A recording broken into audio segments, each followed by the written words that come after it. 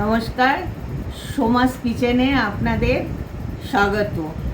আজকে আমার রেসিপি হলো প্রিমিক্স দিয়ে কেক বানানো।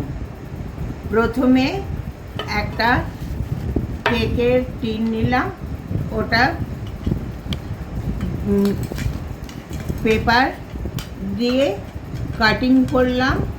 কাটিং করে এটাতে একটু ব্রাশ দিয়ে তেল ব্রাশিং করব।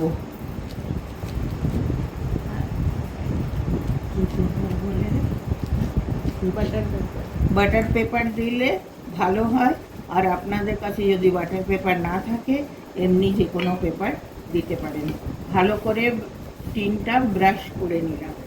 ব্রাশ করে এই দেখুন ব্রাশ হয়ে গেছে।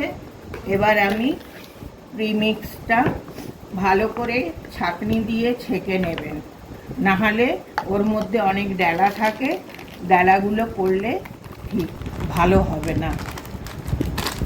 এই দেখুন, এটা আমার মেজারিং কাপ।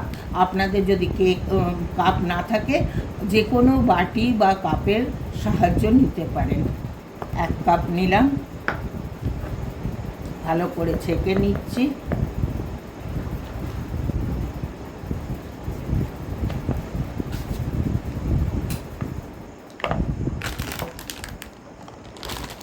আরও 1 কাপ নিলাম।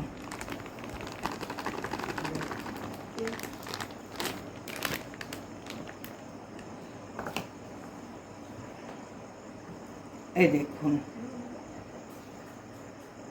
দেখুন এটা ছাঁকনি দিয়ে ছেঁকে নিলাম।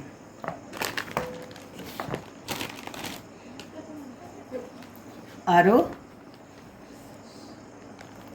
1 কাপ আছে।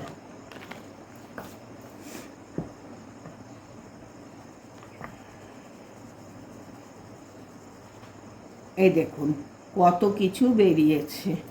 এটা এবার সাইডে রেখে দিলাম। এবার এই মেজারিং কাপ থেকে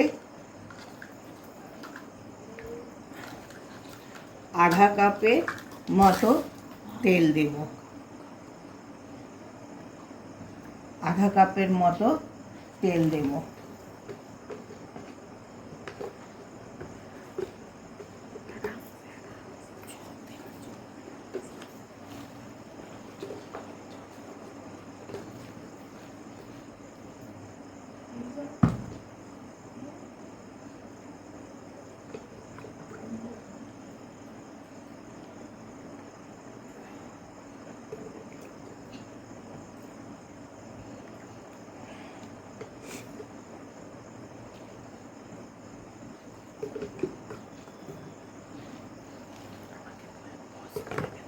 এক কাপ মতো তেল দিলাম।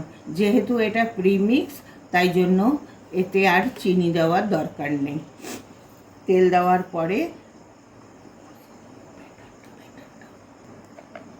এবার আস্তে আস্তে তেলটা দিয়ে একটু এরকম করে এক দিকেই নাড়বেন, নাহলে ওটা ঠিক মতো গোলা হবে না।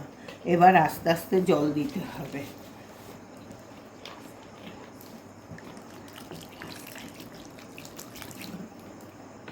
জলের কোনো মাপ থাকে না, আপনি নিজের আন্দাজ বুঝে জলের মাপটা দেবেন।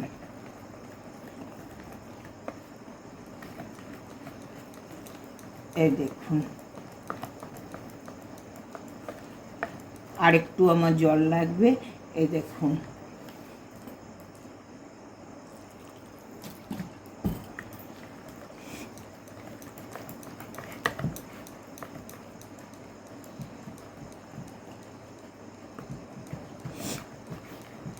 একদিকেই কিন্তু নাড়বেন।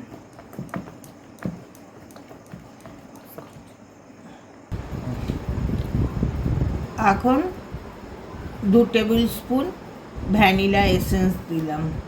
এই যে ভ্যানিলা এসেন্স দিয়ে আবার একটু এরকম করে গুলিয়ে দিতে হবে।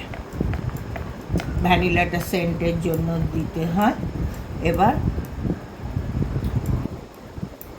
এই দেখুন এটার ব্যাটারটা এইভাবে হবে। এবার আস্তে আস্তে করে আমি ঢেলে দিচ্ছি।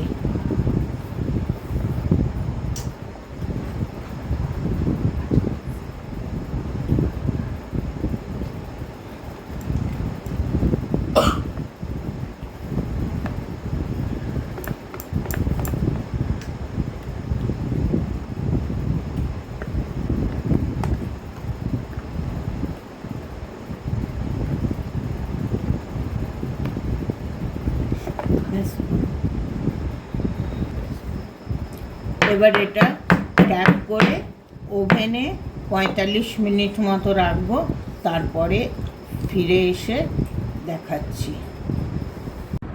এই দেখুন কেকটা পুরো রেডি হয়ে গেছে।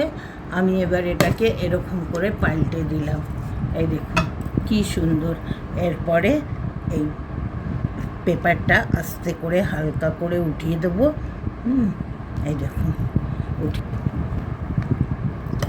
এবার এটা আপনাকে কেটে দেখাচ্ছি, আপনাদের কেটে দেখাচ্ছি। দেখুন কত সফট হয়েছে। এই দেখুন,